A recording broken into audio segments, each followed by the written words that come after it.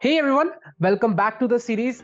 Today we have Riya with us from FMS batch of 22 to 24, one of those students who have converted India's top B schools, of course, FMS.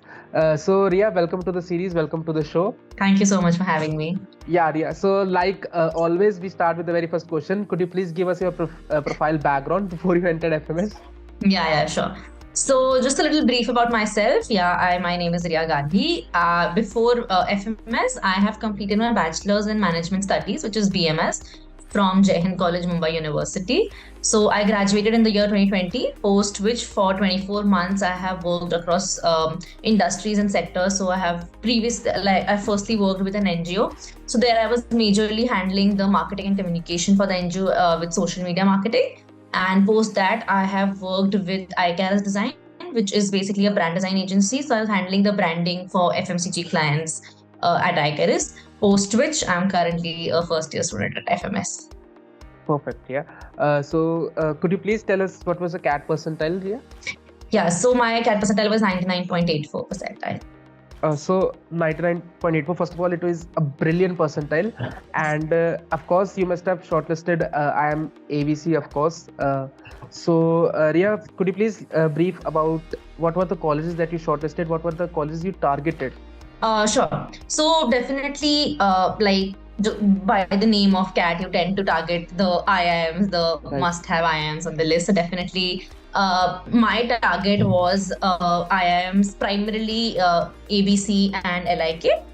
Okay. I definitely had filled forms for the other, but these were the few colleges I definitely wanted to get in. Apart from IIMs, I was looking at FMS, of course, and XLRI. So I'd given that for the same reason, and SP Gen, Mumbai.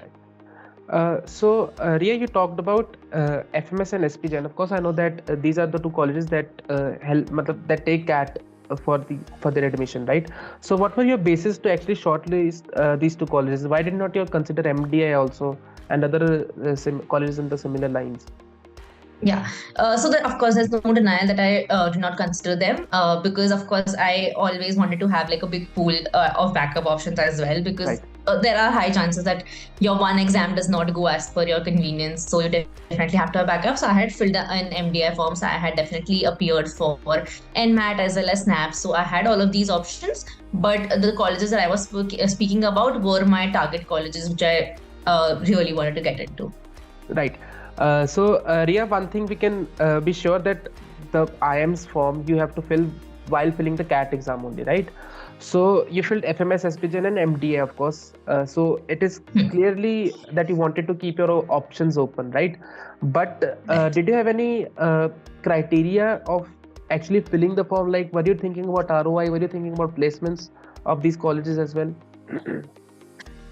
So definitely, I feel I had also spoken to multiple students and alumni across multiple colleges. So I had understood, and definitely, just the college ranking was not my only criteria when I was looking at colleges. I did look at the academics, I did look at the placement reports. So definitely, I had some inclination towards consulting and marketing before entering into an MBA. So I did have a criteria that if I get into a college, these two domains should be lucrative for me because that's something I already had in mind basis my previous education and work experience. Right, perfect. Riya, one question that might haunt you, that might haunt all the CAT aspirants as well. So why MBA and how do you justify that question during an interview? Definitely very true. The question is like everyone's doing CATs, everyone wants to do an MBA, but that definitely is one of the most trickiest questions any aspirant can come across. So to be very fair, my education, like my previous education, also is very much aligned in the management studies route. So MBA was the most natural path post my undergraduation.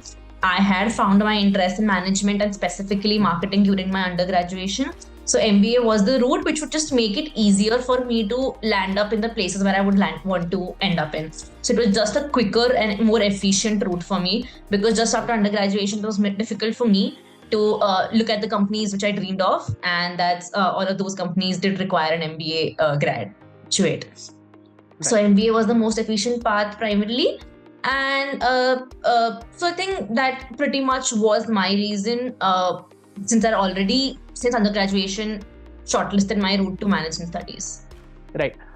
So Riya, you did a bachelor's in marketing, right? In specialization in marketing, right? Before joining the MBA only, right? Correct. So during your MBA, Correct. are you still targeting marketing as your primary specialization, or are you considering your options open, like finance, like operations, like HR? Yeah, I definitely would want, since I had already restricted myself to marketing, I am exploring. I'll be more than happy to explore more options. Currently, I'm in the first year. So right now I don't have an option to choose my electives. In the second year, I would have. So I think basis how things turn out, I'll definitely be open to the ideas that come along. And talking about the internship that comes before my second year, the summer internships, I'll be interning at BCG. So definitely I'm exploring the consulting field as well. So I think that's one thing that MBA is going to be very helpful for me, because it will give me an opportunity to explore multiple fields, which the undergraduation did not have options for me. Right, perfect.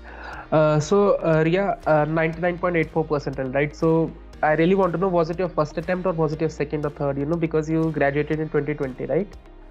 Correct. So yeah, it was my second serious attempt. I had just given one in my final year as well, but that was my 2021 attempt was my second serious attempt.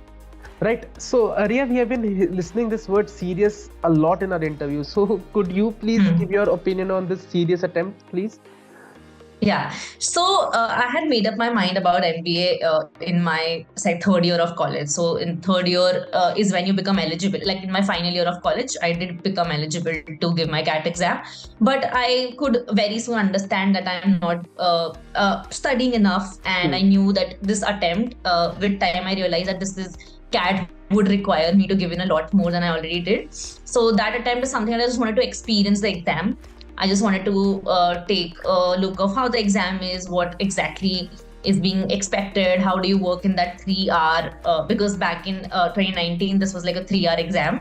So how do you function that 3-hour exam? So that was an attempt which I didn't really study for. So since I had already made up my mind, I thought since I have a chance, I'll just give an attempt. But post which I seriously started preparing for the 2020 attempt. Right. So Riya, how much time did it take you to actually crack the CAT exam with that percentile? Was it 2 years or was it less than 2 years?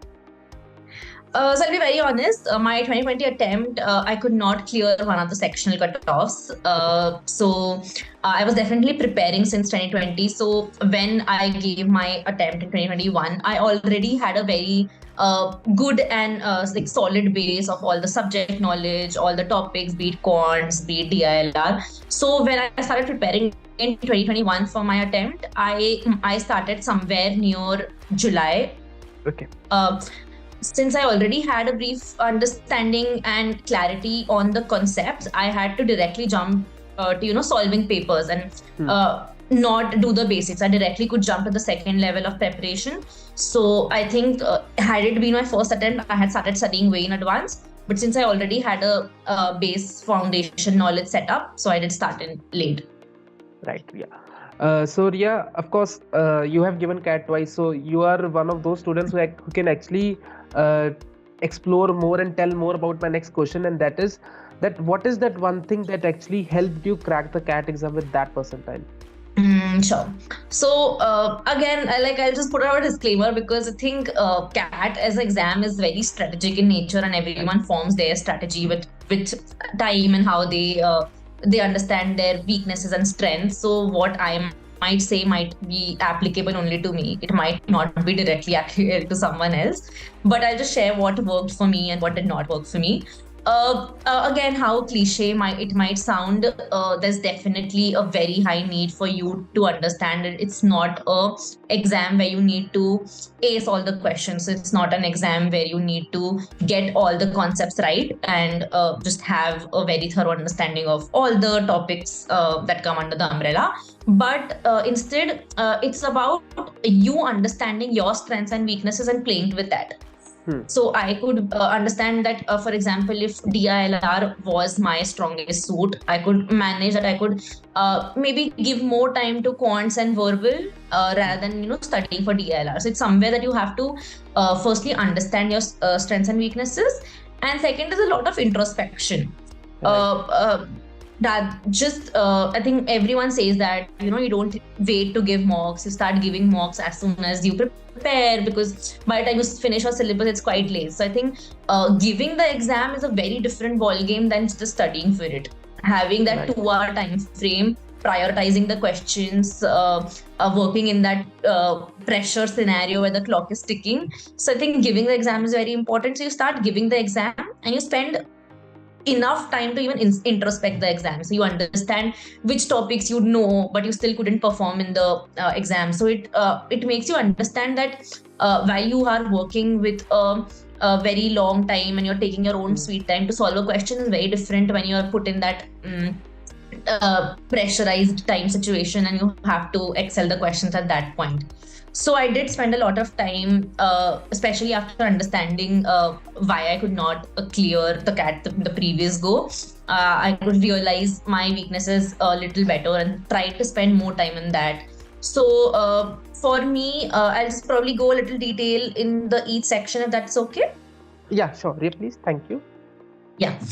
So for cons, definitely having a foundation knowledge is very important, unlike the other two sections, I believe. So having developed a basic foundation, I had developed like my own formula book, which I used to refer to. So that just helped me easily go back to things and find shortcuts, because since it's a time game, again, you have to find shorter ways to solve a question, get quicker at your calculation. So quants would require you to excel at tricks and skills, whereas verbal and DILR is more of a practice game. I feel as much as you practice, you get better at it. So definitely a lot of reading, increasing your reading speed, especially reading the topics which are outside your comfort zone.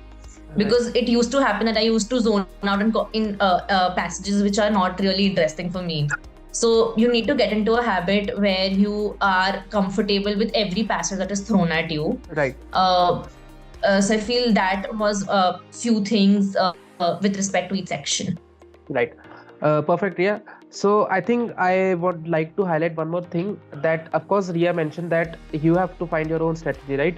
Our motive is to tell you how you can strategize, but ultimately it's up to you to finalize your strategy, and because you have to attempt the CAT exam, not us. So Riya, moving on, now let's jump straight away to the GDPI, right? So of course you told that you appeared for the ZAT exam as well, right? So when did you start preparing for your GDPI? So again, if I come to GDPI, the primary preparation of PI and all that is definitely was post my CAT exam. But one thing that if I can also go back and I can improve on is just having a habit of reading current affairs and just general, because I think after the CAT exam the time is too short for you to just go back in time and read so much. So one thing that can be done, which not only helps in the PI preparation but just the general reading habit, just have a habit of reading newspapers and current affairs ever since you start preparing with an MBA goal, which definitely takes you a very long way. So my primary preparation with respect to PI specifically had been post my CAT exam, and that too, closer to the CAT results. Okay. So Riya, let's jump to the GD/WAT. So did you appear for any GD or WAT? Yes, definitely. So I did have other IIM shortlist as well. So I appeared for the WAT and GD that is a part of the other IIM process. So could you please recall one of your WAT topics or GD topics for our viewers? Sure. So I think my if I can just take a moment here. Yeah, sure. I'll just yes, I think one of my WAT topics for IIM Bangalore was close to the Sri Lankan crisis. I think that was time where Sri Lankan crisis was high in talks. So it was a lot about the pros and cons and how it's gonna affect the economy and the world in general. So that was one of the WAT topics that came to the top of my mind. Riya, so of course Sri Lankan crisis is was one of the current affairs, right? So how do you approach that topic? How do you write the VAT test or something? Sure. So definitely, I think just knowing about the topic is the very basic thing that will Right. help you start writer VAT. The general layout that again, because VAT topics are also very different. So this was like a one-liner topic. There was another VAT topic that came to my mind. It was about cashless economy. So it was to discuss about the pros and cons of a cashless economy. So again, all of these were very diverse, and there's no one layout or one format that you can force fit, because some of the VAT topics were a case-based VAT topic. Right. So it was like a 2-page case, and then you put out your analysis of the case. So since there are multiple genres when it comes to VAT also, the basic prerequisite is you having a basic understanding of the topic. Right. So once you have that, the very start can be just a very quick summary and introduction into the topic. Then you put out your analysis, and rather than just giving what is like, I think the application of, for example, take Sri Lankan economic crisis, you just not like, you give an introduction about how things happen and what's exactly happening, but you then move on to the application and impact of it. That's when you try to talk like a manager, and that's when you bring out the analytics part of it. So you put out that implication of XYZ that is happening in Sri Lanka to other countries. India, since I can talk about how it's personally affecting things around me, I can talk about its impact on India. I can talk about its impact on maybe a specific industry that I'm currently a part of. Right. So you try to bring it down to something which is very real life and which is not theoretical, not something that you will just find in Google by just understanding what's exactly happening, because that's something they can Google. Right. So this definitely talks about the content part of it. Definitely writing an essay also requires a few little practice. So you try to take up abstract topics, you try to take up current affair topics, and you also time yourself and try to practice this, because all of this comes with practice. You get better at the writing skill of it also with practice. So that's how I approached it. And the end was definitely like a quick conclusion and an opinion if it's asked for. Right. So giving out opinions and making it as personalized as possible will help you probably stand out. Right, perfect. So Riya, I think we should not wait any longer. So please let us know about your FMS experience. How was your interview experience? How many panelists were there? How long was it? Please tell us everything. Sure. So for me, the year 2021, like all the interviews in 2022 were majorly online. However, FMS was the exception. FMS was still conducting offline panels. So definitely that was a little it must have taken everyone by a shock, because you got used to the online panel and suddenly you had to come down to the college, give an offline interview. So I'll just take you through the whole experience of the day of the interviews. So basically FMS does not conduct a GD. The FMS pattern of the second round is basically a extempo plus PI. Right. And again, extempo is something that is very unique to FMS. I had not given any other extempo at any other college. So this is unique in itself. So usually FMS interviews are quite short as compared to other interviews. They are usually for about 10 minutes, including the extempo. The general setup that I have heard my other friends also had, and I also followed the similar setup, was once you enter the room, there are two panelists who are most likely the professors who are teaching in the colleges. So again, they have been doing and taking these interviews for more than 2 to 3 decades. Right. So definitely very experienced in the field that they are in, very experienced to take interviews, to understand students and to understand their psyche at the moment. Coming to the interview part, the extempo is basically that starts immediately as soon as you enter. It's either like 1 or 2 questions that they ask about you, and then they give you an extempo topic. You tend to get about 15 seconds to think about the topic, and there's a timer of 1 minute where you're expected to speak for 1 minute, post which the personal interview is followed.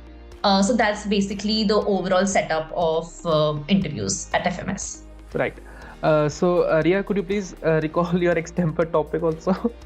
Yeah, that's one thing I definitely remember. So, Yeah. as soon as I enter, I was just asked about my name and the city I come from. So, I'm originally from Nagpur, which is also known as the city of oranges. Right. So, after just these two questions, I was given the topic of orange. Right. That's it. So I was just given 15 seconds to think, and I had to speak about for 1 minute. So just the basics that just a gist of what I spoke about was firstly basically into two halves. I'll divide like my whole extemple into two halves. One was orange as a fruit, and the second half of it was orange as a color. Right. So I spoke about the fruit in general, definitely the science and health benefits of it.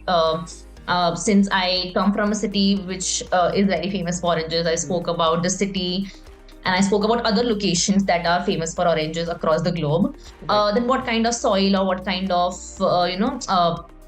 environment is required for the fruit. So I spoke about the scientific and technical part of it. Then I moved on to the very interesting fact that orange as a fruit is same as like it has the orange color as well. So I am a avid painter, so I spoke about how orange talk about the color, told about the secondary, like its secondary color in nature. So I just generally spoke about that. So that was pretty much a minute for me. Right. Riya, your interview, right? So your interview was surrounded around what? Like, were you asked about questions about your bachelor's, about your work experience, about NGO? Could you please elaborate on that also? Yeah. Again, my interview is also not limited to one specific thing. The interview did start about my SOPs. Of course, there's a SOP that you give out at FMS during the application process. So they had like one question about the SOP, talked about, then moved on to my undergraduation. They asked me about a few subjects during my undergraduation. Right.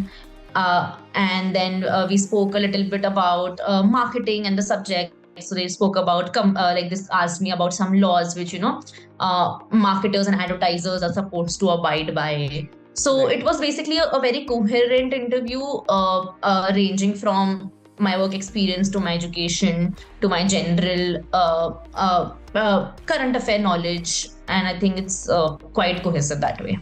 Right. So Riya, I think we should wind up our interview here. So do you have any last words for our viewers, like who are preparing for the CAT exam as well as for their GDPI? Sure. I am pretty sure that it's a very stressful time. I have rewritten just a year ago. So I think it's again might sound very cliche and what everyone might be around telling you, but it's okay. I think we just get it there. You'll sail through the boat. Just don't give up yet. Because definitely the whole CAT exam, studying for it for so long, and then the whole process seems like a very long one, and you are probably waiting for it to end. But I'm sure take it easy, take the days when you want to take an off, but give it your all. It is going to be worth it once you're here. Right. Thank you so much. Perfect. Yeah. Thank you so much for doing this. I know how hectic the schedule of FMS can be. And to all our viewers, we hope we were able to add some value to your CAT preparation as well as your GDPI. Thank you so much for joining, and thank you, Riya, again. Thank you for doing this. Thank you so much for having me. It was a pleasure talking to you.